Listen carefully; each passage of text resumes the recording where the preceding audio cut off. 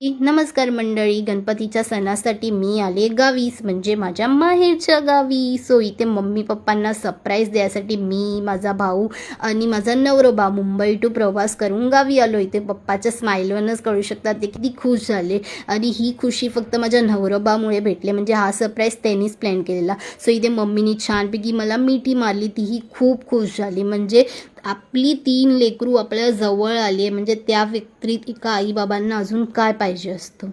छानपैकी फ्रेश झालो आणि तेवढ्याच झाला संध्याकाळचा आरतीचा वेळ. सो मम्मी पप्पा बोलले की तू आलीच आहे तर पहिली बाप्पाची आरती आता तूच घे. सो आमच्या घरी मंडळी आली आणि आम्ही देवबाप्पाची आरती घेतली, जी तुम्ही पुढे पाहू शकतात.